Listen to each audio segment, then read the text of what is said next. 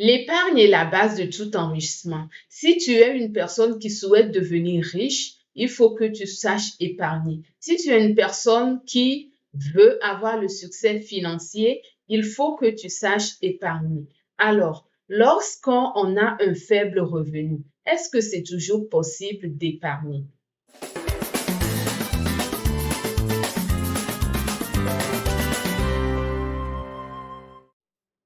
Bonjour, je vous souhaite la bienvenue chaleureuse sur la chaîne Richesse et Succès, la chaîne des hommes et femmes à succès. Ici, je vous parle de quoi? Je vous parle d'investissement, d'entrepreneuriat, de finances, de l'immobilier, de l'immigration.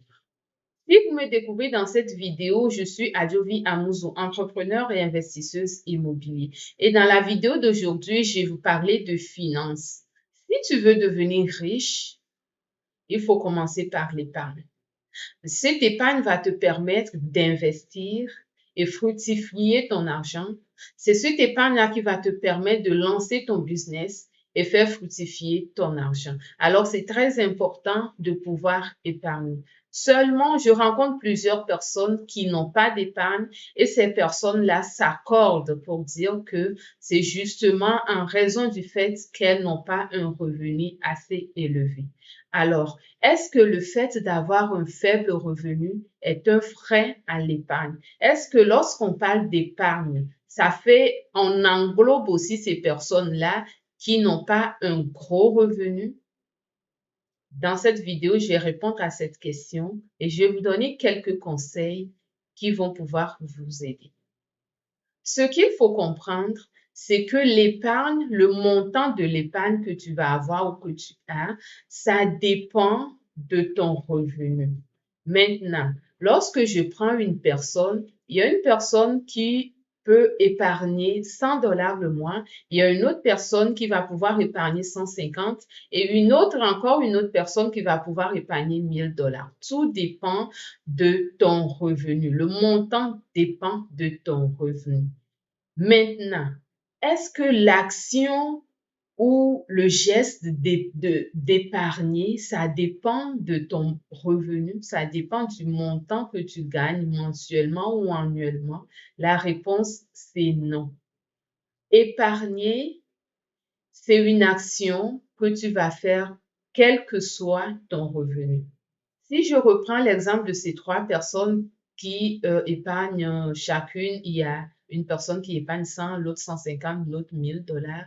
Dans les trois cas, ce sont des personnes qui ont épargné.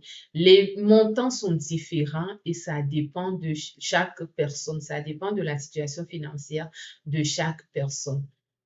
Donc, vous comprenez que pour épargner, on n'a pas besoin nécessairement d'avoir un gros salaire. Même un élève, même un étudiant qui habite encore avec ses parents et qui est nourri par ses parents, qui n'a pas à lui-même un revenu, peut quand même épargner à partir de l'argent de poche que ses parents lui donnent. Donc, vous comprenez que épargner, ce n'est pas une question de gros revenus ou de gros salaires. C'est un objectif qu'on définit et qu'on arrive à atteindre. Si tu es un parent qui regarde cette vidéo, c'est le moment pour moi de t'exhorter à inculquer l'épargne dans tes enfants.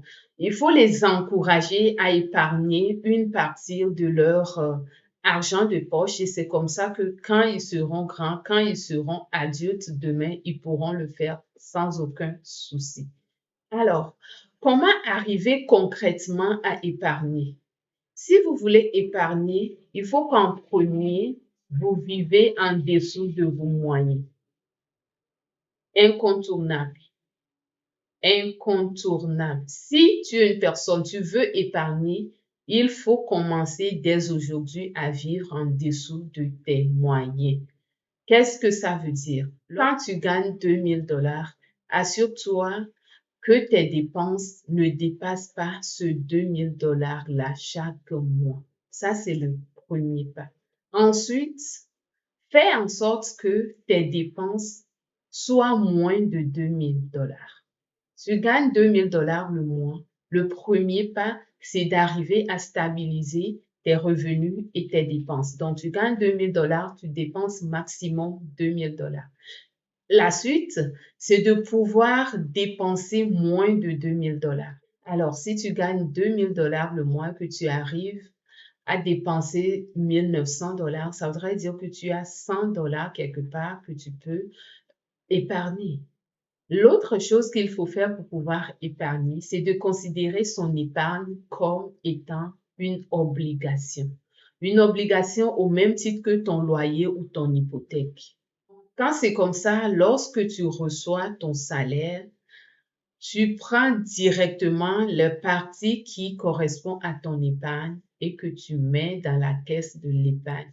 Ou lorsque tu as la possibilité de faire des dépôts automatiques sur ton compte épargne, c'est la meilleure option. Tu ne vois même pas cet argent-là.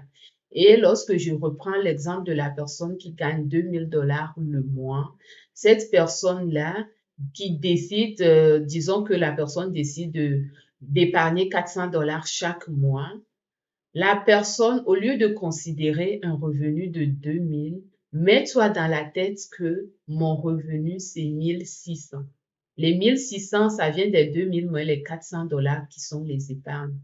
Donc, quand tu considères ton revenu au départ comme étant 1600, quelles que soient les situations, tu vas pouvoir épargner tes 400. Et lorsque tu fais un dépôt automatique sur ton compte épargne, ça t'aide beaucoup. Tu ne regardes même pas cet argent pour pouvoir penser à la dépenser. Si tu es une personne qui regarde cette vidéo et que tu as de la difficulté à gérer tes finances, j'ai fait une vidéo que tu vas trouver par ici. Cette vidéo, ça te donne des pistes pour gérer ton argent, pour gérer ton salaire, pour gérer tes revenus. Alors, n'hésite pas à aller la regarder. Pour terminer, je dirais que une personne avec un faible revenu peut épargner et une personne avec un gros revenu peut ne pas épargner. Ça ne dépend pas du revenu, ça dépend de qu'est-ce que toi tu veux faire. Si tu veux épargner, quels que soient tes revenus, tu vas épargner. Si tu ne veux pas épargner, quels que soient tes revenus, tu ne vas pas épargner. Donc, c'est une décision qu'il faut prendre et il faut savoir que c'est cette épargne-là qui va te permettre de t'enrichir en investissant ou en lançant ton business. Si cette vidéo t'a aidé, n'hésite pas à la liker, abonne-toi à la chaîne, active la cloche de notification pour ne pas manquer les prochaines pépites. On se dit à bientôt. Bye bye.